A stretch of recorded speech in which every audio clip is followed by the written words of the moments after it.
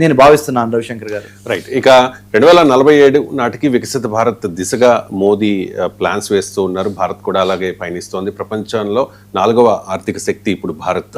3కి 2కి వెళ్ళాలి, నెంబర్ 1 పొజిషన్కి వెళ్ళాలనే ఒక కోరిక అయితే భారతీయుల్లో ఉంది. మన ప్రభుత్వం కూడా మోదీ యాక్షన్స్ కూడా చూస్తుంటే తెలుస్తోంది. అంటే ట్రంప్ ఇంకా 2 సంవత్సరాల 8 నెలల పాటు ఈ ప్రపంచాన్ని ఏలతాడు. నాట్ ఓన్లీ అమెరికా, రైట్, ప్రపంచాన్ని ఏలతాడు, అవసరమైతే శాసిస్తాడు, అవసరమైతే ఈ దేనికైనా దిగే అవకాశం ఖచ్చితంగా కనిపిస్తోంది. అంటే మై క్వశ్చన్ ఈజ్, ప్రపంచవ్యాప్తంగా ఉద్రిక్తతలు పెరుగుతూ ఉన్నాయి. ఈ పరిణామాల నేపథ్యంలో భారత్ ఎలా ముందుకు నడవాలి? Very good. ఈ పరిణామాల నేపథ్యంలో భారత్ ఎలా ముందుకు నడవాలి అనే దాని మీద మేము చాలా మేధోమదనం చేసి, భారతదేశానికి సంబంధించి భారతదేశాన్ని యువదేశంగా భావిస్తారు ఇప్పుడు. అంటే యూత్ చాలా ఎక్కువగా మనకి అవైలబిలిటీ, అంటే హ్యూమన్ రిసోర్సెస్ చాలా అవైలబిలిటీ. యువతి యువకులకి భారతదేశం యొక్క geo politics, foreign affairs, security, strategy, cyber security, coastal security, maritime security, health security, food security, environmental security అనే అంశాల మీద తర్ఫీదు ఇవ్వాలి, ట్రైనింగ్ ఇవ్వాలి.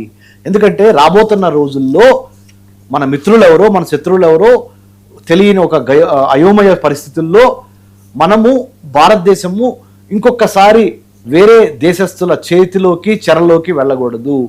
ఆల్రెడీ భారతదేశము బ్రిటిష్ సామ్రాజ్యానికి సంబంధించిన మరి ఆ పరిపాలనలో ఎన్నో ఇబ్బందులు పొంది 1947 ఆగస్టు 15వ తారీఖున మనం స్వతంత్రం తెచ్చుకొని సర్వసత్తాక సార్వభౌమ లౌకిక రాజ్యంగా విరాజిల్లుతున్న ఈ పరిణామ క్రమాన్ని, ఈ యొక్క చారిత్రక నేపథ్యాన్ని మనం మర్చిపోకుండా వేరే దేశం యొక్క ట్రాప్లో మనం పడకుండా, అటు అమెరికా ట్రాప్లోనూ పడకూడదు, ఇటు చైనా ట్రాప్లోనూ పడకూడదు.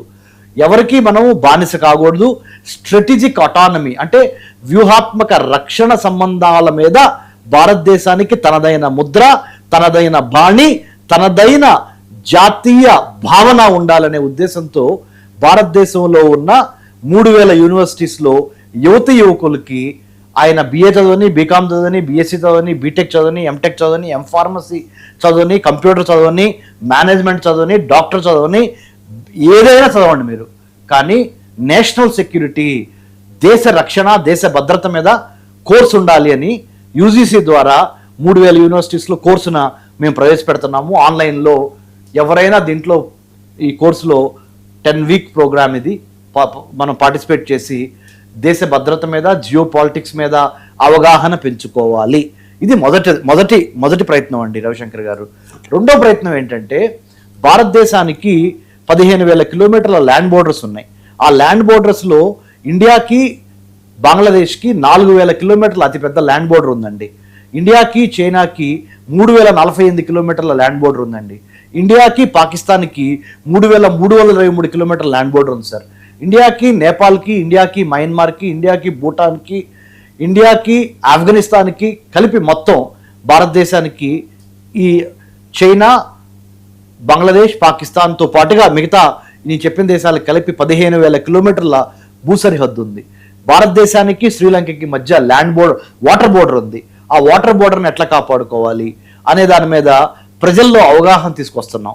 ఒక ITBPనో, అస్సాం రైఫిలో, CISFఓ, CRPFఓ, IBనో, ఇంటెలిజెన్సో, రానో, కస్టమ్సో వీళ్ళకే దేశ రక్షణను వదిలిపెట్టేయకుండా భారతదేశంలో ఉన్న ప్రతి పౌరుడు ఒకటే జెండా, ఒకటే ఎజెండా అనే ఒక నినాదంతో ముందలకెళ్ళాలి.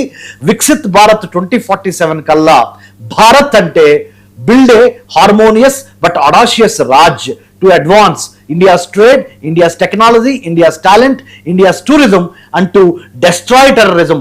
ఉగ్రవాదాన్ని కుకుటవేలతో సహా పెకిలించి భారతదేశం యొక్క వర్తక, వాణిజ్య, వ్యాపార, మరి ముఖ్యంగా ప్రతిభని, సాంకేతికతని అభివృద్ధి చేసుకుంటా 2047 కల్లా భారతదేశానికి 100 ఏళ్ళు వచ్చే వరకల్లా భారత్ నెంబర్ 1గా ప్రపంచంలో నిలబడాలనే ఒక ప్లానింగ్, ప్రిపరేషన్, పరిస్పిరేషన్ అండ్ ఇన్స్పిరేషన్ అనే ఉద్దేశంతో త్రివర్ణ పతాకాన్ని రెపరెపలాడటానికి ముందుకు తీసుకెళ్తాం అనేది 3వ పాయింట్ సార్.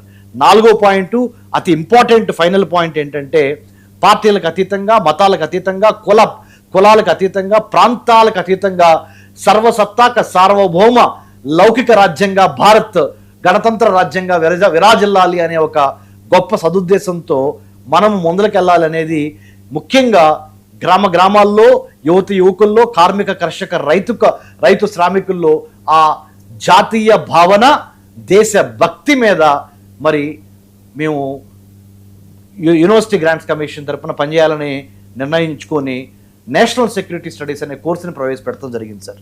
ఈ విధంగా పలు రకాలుగా భారతదేశాన్ని ముందుకు తీసుకెళ్ళాలి.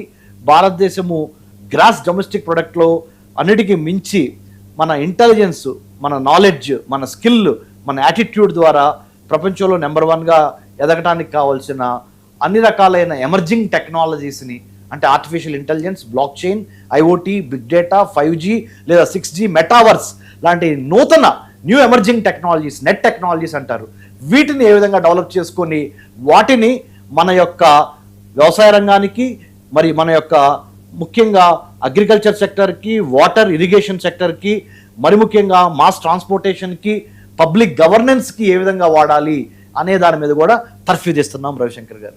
రైట్ అండి. ఇక